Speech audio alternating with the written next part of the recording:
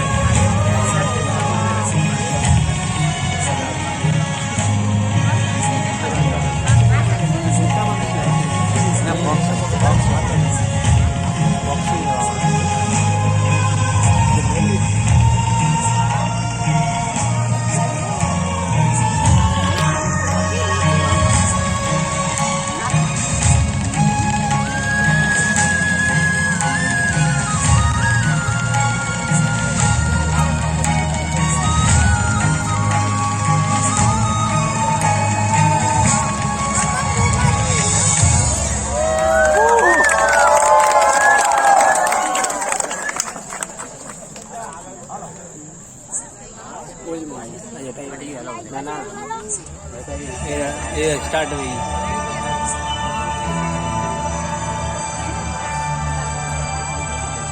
विनम्र किसान का बेटा था वो दृढ़ता का भंडार। वल्लभ भाई पटेल नाम कहलाता था सरदार।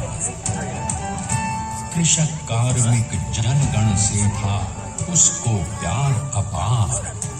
अखिल देश ने उसे रहनुमा किया था स्वीकार। गांधी बापू का शिष्य, सत्य अहिंसा का अवतार, किंतु एक भारत करने को धर लेता हथियार। लौह पुरुष संबोधन था वो लोहे की दीवार।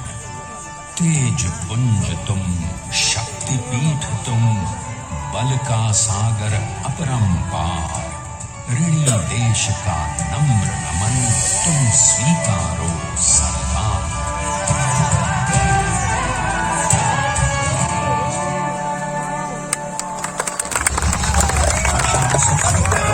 अंग्रेजों को ललकारने वाले पहले स्वतंत्रता संग्राम के एक सक्रिय सिपाही थे झवेर भाई पटेल। करमसद गांव के इस बहादुर देशभक्त किसान और उनकी पत्नी लाडबाई के 5 बेटों और 1 बेटी में से चौथे पुत्र थे वल्लभ भाई। बालक वल्लभ ने करमसद के बाद नडियाद से अपनी हाई स्कूल की शिक्षा पूरी की। फिर 13 साल की उम्र में उनकी शादी भी हो गई, छोटी सी झवेर बाई से। 2 बच्चों, बेटी मणिबेन और बेटे डाया भाई को जन्म देने के बाद झवेर बाई असमय ही चल बसी। सदी बदलने और 20वीं सदी आने पर उनका जीवन भी एक चमत्कार की तरह बदला। पीटर का इम्तिहान पास करके वो वकालत करने लगे। पहले गोधरा, फिर आणंद और उसके बाद अहमदाबाद में। मगर जल्द ही वकालत छोड़कर वो बैरिस्टर बनने की इच्छा से इंग्लैंड चले गए। लंदन में बैरिस्ट्री में अव्वल आने और वजीफा जीतने वाले वो अनोखे भारतीय थे। अब तो अहमदाबाद की वरिष्ठ अदालत में बैरिस्टर पटेल की जिरह और जीतों की धूम मच गई।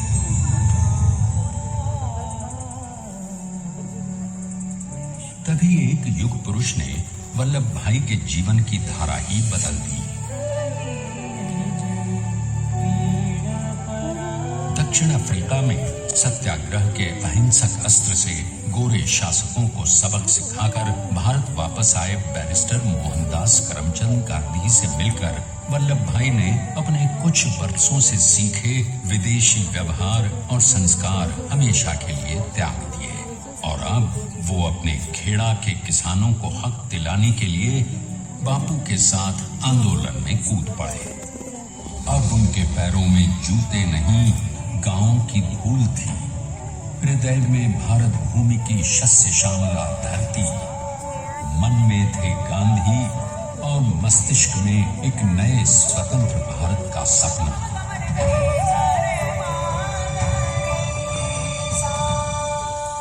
तभी बारडोली के मजबूर मजलूम किसानों की यातना का समाचार उनके पास पहुंचा। तुरंत वल्लभ भाई वहां पहुंचे और यूं शुरू हुआ भारत का सबसे बड़ा और सफल किसान आंदोलन बारडोली।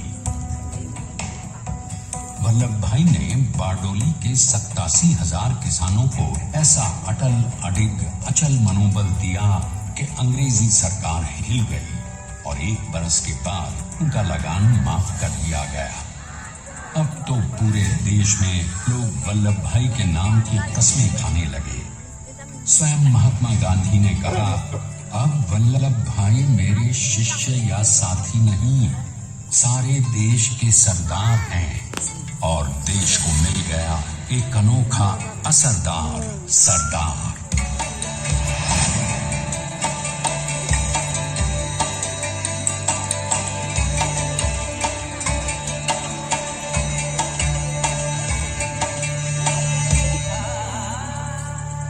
सरदार पटेल के नाम और देशभक्ति से अंग्रेज डरकर कांपने लगे। 1930 के नमक सत्याग्रह और दांडी कूच में वो बापू से भी पहले गिरफ्तार किए गए। तो सन 1932 में फिर उन्हें बापू के साथ ही जेल में 2 सालों के लिए डाल दिया गया। मगर आजादी के दीवानों को, स्वतंत्रता के परवानों को कौन गिरफ्तार कर पाया है। जेल से छूटते ही सरदार को कांग्रेस के नए राष्ट्राध्यक्ष पद पर चुना गया और उनकी सरपरस्ती में राष्ट्रवादी भारतीयों ने तमाम ब्रिटिश सूबों में जीत हासिल कर वहां अपनी स्थानिक सरकारें बनाई। किंतु सरदार का सपना केवल सरकार बनाना नहीं था। उनका स्वप्न तो था एक ऐसे नए भारत का जहां हर रंग, हर रूप, हर जात, मजहब, तबके का हिंदुस्तानी एक साथ मिलकर एक ऐसा नया भारत बना सके जहां पूर्ण स्वराज के साथ सारे समाज को गरीबी, अशिक्षा, छुआछूत से भी आजादी मिल जाए। इसकी पहली रणनीति थी भारत को अंग्रेजों की गुलामी से आजादी, ताकि भारत के लोगों की अपनी सरकार सबके साथ और सबके विकास के लिए काम कर सके।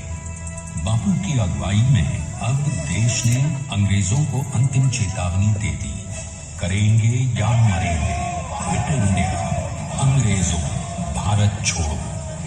बस फिर क्या था, संघर्ष की रणभेरी बजी। 3 सालों के लिए सरदार पटेल को भी सत्याग्रही नेताओं के साथ जेल में ठूंस दिया गया। 2 सालों के बाद अंग्रेजों को बापू के सभी शिष्यों और साथियों को छोड़ना पड़ा।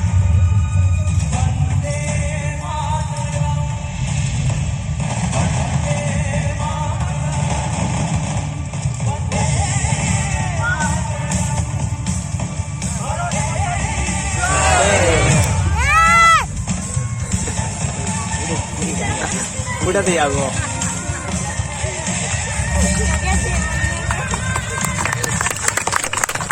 स्वतंत्रता के स्वप्न के सच होने के साथ अब सरदार पर कई एक नई जिम्मेदारियां थी। आने वाली आजादी की तैयारी और एक नए भारत के लिए नए लोकतांत्रिक संविधान की संरचना। जैसा उनके साथी ने खुद कहा था, सरदार ने ही छेनी हथौड़ी लेकर एक नए भारत को उकेरा है।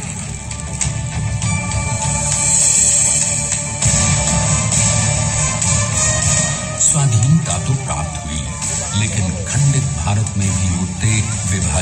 सल्तनती अंधकार को अभी दूर करना था।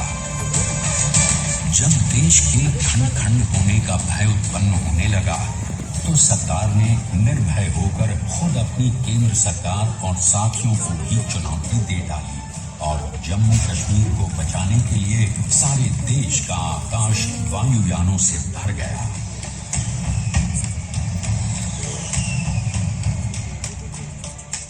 और फिर हैदराबाद और जूनागढ़ के भारत में विलयीकरण को पाकिस्तान से चुनौती मिली। सरदार चाहते थे कि देश की 1 इंच धरती अब और विभाजित नहीं होनी चाहिए। नए भारत को एक करने के लिए समझा बुझाकर मनाकर 565 रियासतों को सरदार ने अपनी सूझबूझ सदाशयता संबल से एक नए स्वतंत्र भारत का अभिन्न अंग बना लिया। हमारे इतिहास में अखंड भारत के पुरुषार्थ का ये एक महानतम अध्याय है।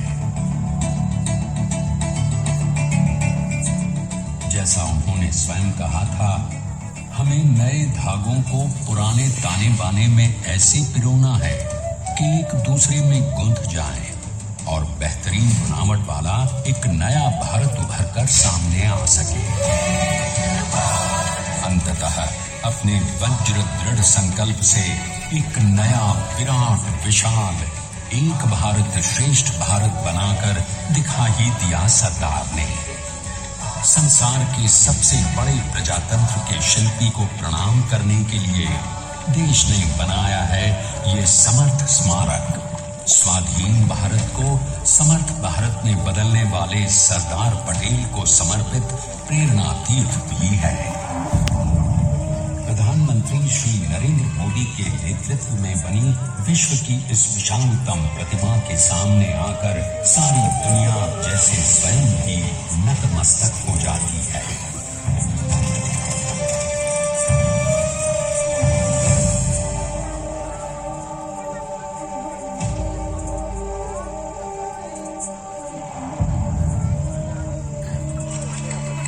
देश को बना गया वो अमित अटल, हरा सका उसे न कोई शत्रु दल। चट्टान के समान सा पुरुष प्रबल, स्वदेश का सम्मान है, स्वदेश का सम्मान है, स्वदेश का सम्मान है, स्वदेश का सम्मान है।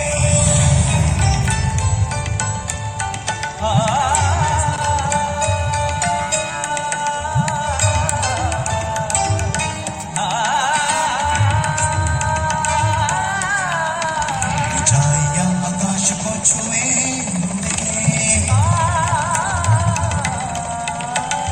गहराइयां समुद्र की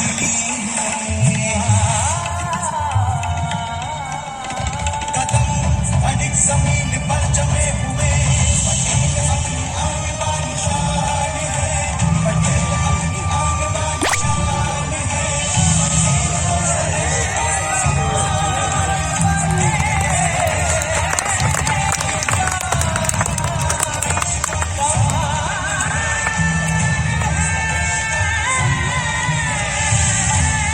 हम देखते हैं कि अपने लौह पुरुष को श्रद्धांजलि देती 182 मीटर ऊंची विश्व की सबसे विशाल काय प्रतिमा का निर्माण कैसे हुआ।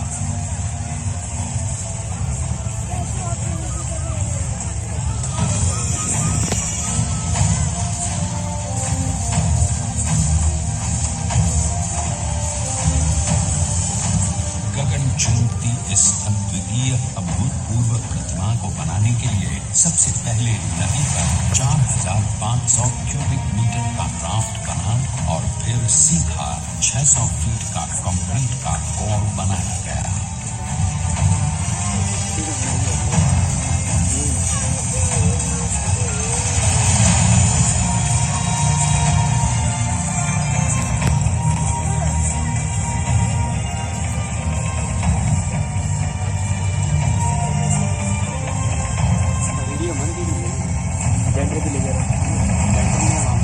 वो संसद जो मेथड है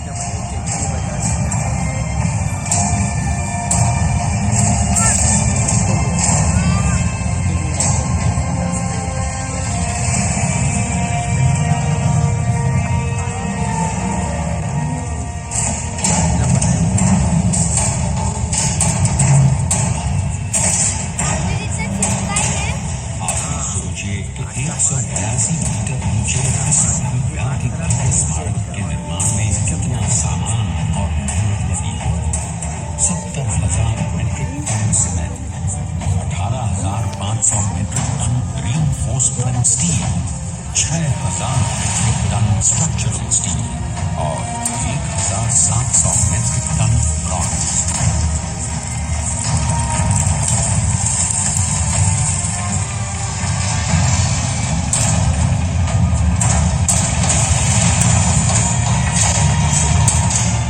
स्टैच्यू ऑफ यूनिटी आज एक वर्ल्ड आइकॉन है और इसे मुमकिन बनाने में एक सेकंड भी ब्रेक लिए बिना देश भर की टीम्स ने 24/7 काम किया।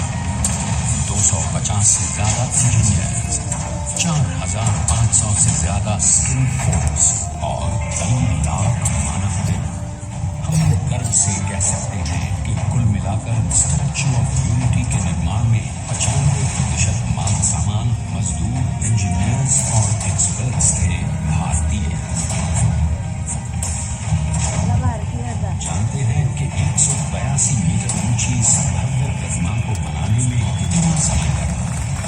डिजाइन के लिए 12 महीने और निर्माण के लिए 34 महीने, यानी कुल मिलाकर केवल 46 महीने।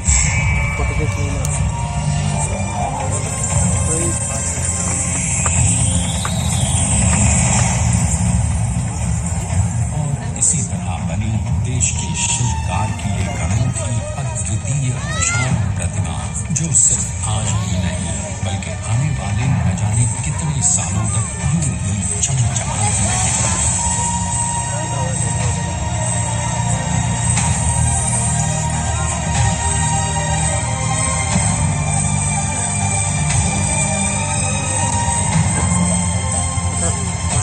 महीनों तक लगातार बिना रुके एकजुट होकर न जाने कितनों ने परिश्रम किया और उनका साथ दिया भारत की 125 करोड़ जनता।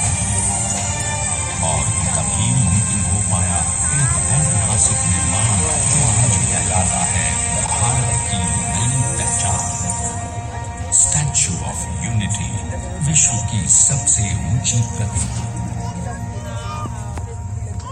सरदार ने अपनी गंभीरता, शालीनता और दूरदर्शिता से भारत को संगठित करने के असंभव कार्य को संभव कर दिखाया। आइए आज हम सब उन्हीं की महिमा में विश्व के सामने एक उदाहरण रखें, क्योंकि ये ही भारत को श्रेष्ठता के मार्ग पर ले जाएगा। कर्तव्य ये है कि हमें निश्चय कर लेना चाहिए कि हमें हिंदुस्तान में जितने लोग हैं सबको मिल मिल के भाई भाई की तरह रहना है। स्टैच्यू ऑफ यूनिटी एकता की प्रतिमा और श्रेष्ठता का प्रतिबिंब है। एक पहल है इस अखंड भारत को श्रेष्ठ भारत बनाने के सपने को पूरा करने के लिए। एक पुकार है हम सबको एकजुट होने के लिए। एक आंदोलन है भारत को सबसे आगे ले जाने के लिए, श्रेष्ठ बनाने के लिए। आपके योगदान और विश्वास से ही बनेगा एक भारत श्रेष्ठ भारत।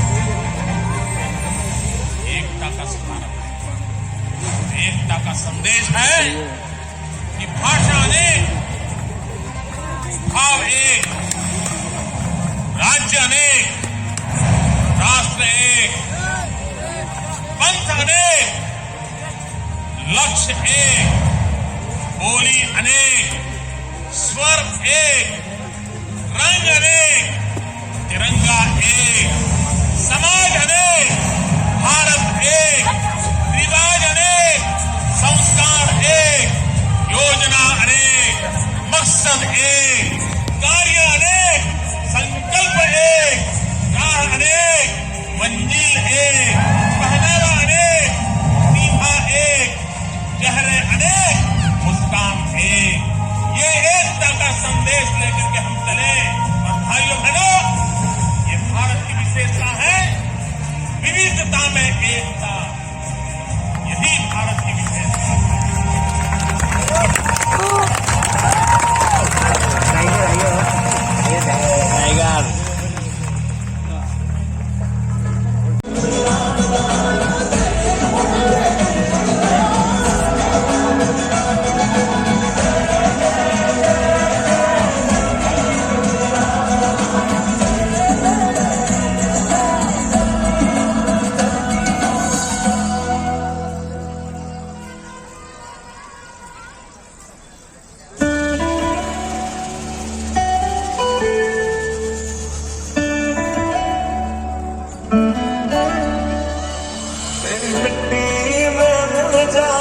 फूल बन के मैं खिल जाऊं, इतनी सी है दिल की आरज़ू। बीमार है बस धर्म का, हमसे न कभी ये भेद हुआ। सरहद पे जो वर्दी खाकी थी, अब उसका रंग सफेद हुआ। हुआ तेरी खातिर होगा मुस्काऊंगा।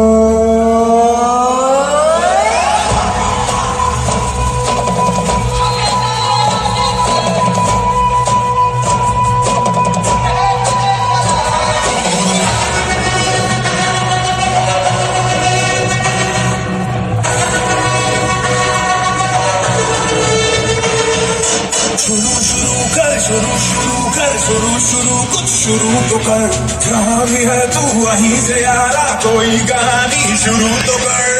रग में जोश की बूंदे, बूंदों में जीत ही गूंजे, इस गूंज से गिर जाएगा आसमान भी कदमों में। जोश में चला चला चला अब रुकेंगे ना, निकाल चला सर निकाल चला अब झुकेंगे ना।